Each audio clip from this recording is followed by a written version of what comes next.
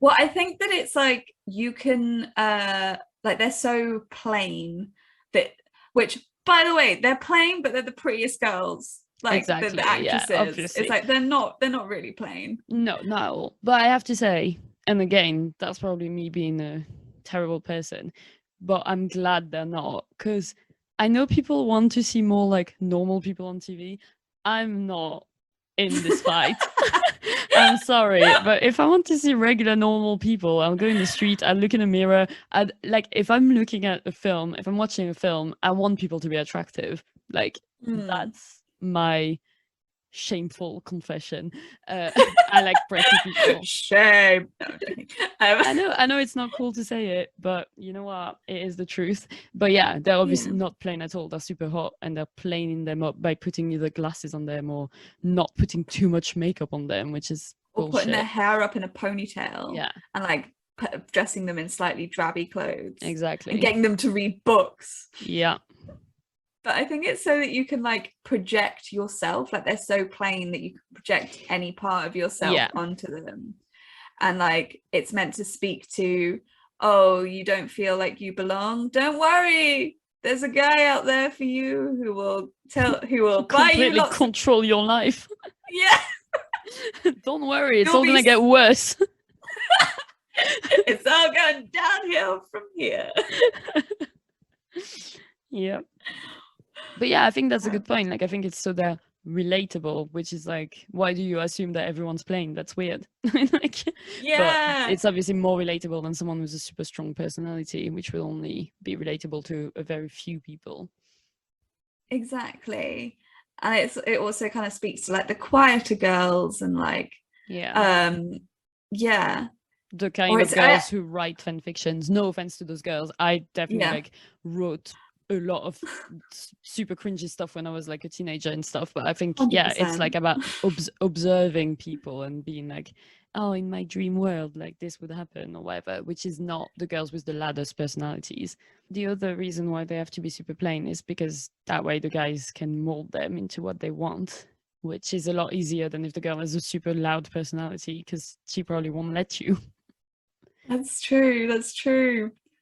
And like actually watching both of these movies, I like watched them as satire and it was a lot more comforting That's what I was gonna because say. I was gonna say, I think 50 Shades of Grey is a comedy and we're all missing out on it, and that's why no yes, one likes it. I genuinely, if you watch it as a comedy, it's actually watchable. yes, the whole time I was like, this is a satire. This is just Yeah. again, this is just Joe Goldberg and like some I don't know, but it was just like watching it from that point of view, it was like kind of a warning sign of these are the red flags that you need to take heed of if a guy does this to you.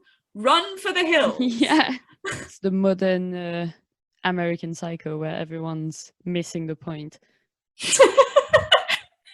In 10, 15 years, people it'll be like no, it'll be like Jennifer's Body, where it'll be Yeah. like Called classic. much later on, be like, wow, they really like the marketing did not do it justice. Maybe. Who knows?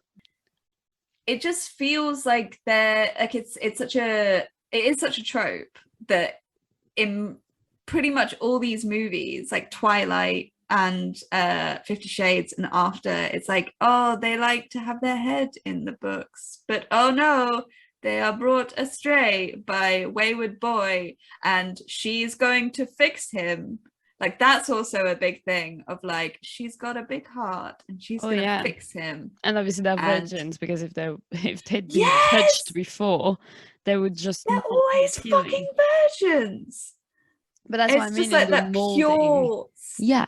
pure status. And again, it's easier to mold them into what they want if it's like they've got no experience, they don't know what they like or what they don't like. It's like a lot easier to be like, you're going to be liking this because that's all you're gonna know, kind of thing. Yeah, exactly. And it's just like that purity thing as well, being like, oh, she's special. She's not like those other girls. It's like Hmm. another layer of that. Oh yeah, absolutely. It's like you don't deserve a great a great abusive love story if if you're a slut. Is the rule. So girls, be a slut is the fucking lesson here. Just slut around for a bit, have some fun. You'll avoid the Yeah. psychos. Yeah. Know what the red flags are to look out for, and then avoid them. Have great sex instead. Exactly. This is actually genuinely the lesson from these films, like 100%. This is what I'm choosing to believe too. Yep. The other thing that we've been fed is definitely the idea of the boy who has troubles and needs you to fix him. Yes. And that's something that, yeah, like I'm actually surprised this is still a trope that exists now, because when I was a teenager, that was all the rage. And I kind of would have assumed that by now it would have been done with, but clearly it hasn't. Like I was reading that the kissing booth, which is another great way to spend an hour and a half of your life, or 7 if you're watching all of them. But yeah, like the it's been directed by a guy, but it was also a Wattpad book to begin with, which I didn't know, but also does not surprise me, which was written by a girl called Beth Recalls when she was 15. And I'm just like, I mean, good for her, 100%. Like, good for all those girls who like wrote all those things, probably thinking it wasn't gonna do anything for them, and now probably are sitting on a fucking pile of money bigger than I'll ever make. Like criticizing, but obviously this is like, yeah, good on them. But yeah, I think the kissing booth has exactly the same thing of like, she's getting controlled again by everyone. It's not even just like the guy she's interested in. It's like her best friend is also like, you're not allowed to sleep with that guy. You're not allowed. There's like all these rules that they make as best friends. This is that don't make no sense. Who makes all these rules when very unhealthy. But who makes all those rules as a kid, and then as like a late teen and early adult is like things they still apply. Yeah.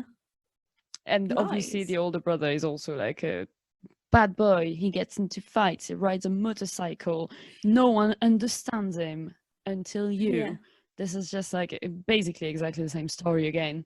And I just find it really interesting that that's still what teen girls, or in the case of 50 Shades girls in general, fantasize about. Because I remember being a teenager and being like, as I told you earlier, like my friend was like, oh my god, me and this guy who they were kind of on and off, and they had this super passionate, like, we break up, we get back together, it's always really hot, it's always really tumultuous, like argued, had a massive fight in the street, they were like screaming at each other. She was like, it was wild, like because she talked to another guy or he was jealous about something or whatever. And I was literally 13-year-old me was like, this is the coolest thing I've ever heard, I hope it happens to you one day, you're so lucky. Just weird. It is, because you're just like, oh my god, he cares about me, he cares about me so much, he wants me all to himself, like he'll fight for me. And it's like, no, this abuse, this manipulation. It's not coming from a place of him caring at all. It's like he cares about himself. But that's I just found it interesting that there's something that attractive about it. And like, that's not what I would want now, because first of all, I'm married and that'd be weird. Like, that'd be such an exhausting relationship to be in every single day of my life. But also, I wouldn't have time for it anymore. I'd be like, this is great, but I've been a teenager before and I don't need this. But I still kind of get the side of, well, you know what, at least it's not boring. I'd find it boring now, but I understand how as a teenager I was like, well, at least there's things happening. Because I think, well, especially when with these sorts of movies that we're fed of, like, to be in a relationship is to like fight for each other, and like, you fall out and you disagree, but like you always come back together. So it's kind of like, if we were just agreeing all the time, it would be boring. So the fact that we're like fighting for each other, even though what we're fighting about is super toxic, it's like, at least we're fighting for each other. And also just drama. I think a lot of teenagers crave drama because obviously your hormones are all over the place, everything is like a big deal.